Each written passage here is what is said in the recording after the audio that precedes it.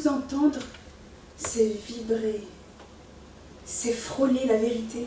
En s'adressant ainsi à Victor Hugo, Louise emporte tout son auditoire dans sa réflexion sur le lien entre le passé et l'avenir qui tisse le sens de l'engagement.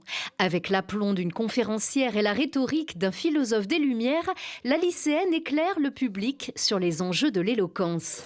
Et un concours d'éloquence, c'est un défi quand souvent les adolescents confondent leur langage avec les textos tapotés à la va-vite.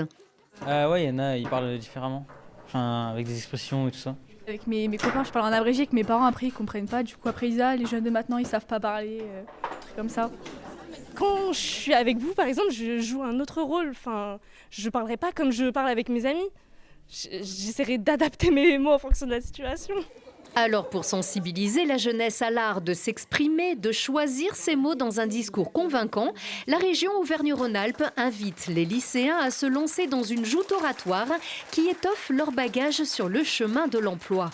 Nous proposons aux établissements de travailler sur une citation relative à l'engagement, à la citoyenneté, au devoir de mémoire. Et une fois le thème choisi, donc, nous engageons les présélections jusqu'à la grande finale au mois d'avril, où là, la citation change, mais reste sur ce même thème. L'avenir est une porte, le passé en est la clé. Cette clé n'est jamais facile à trouver. Et si le passé était justement pas une clé, mais bel et bien un poids? Rien n'est encore joué, il est encore temps. La rupture est essentielle pour avancer. Avancer ensemble, tous les élèves participent à la réflexion, à l'écriture, avant de choisir celui ou celle qui portera leur voix.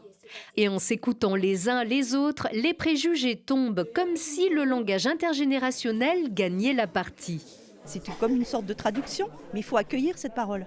On ne peut pas la rejeter, mais leur montrer qu'il y a d'autres façons de s'exprimer. Il y a un bon français quand même, on doit quand même communiquer, parler correctement.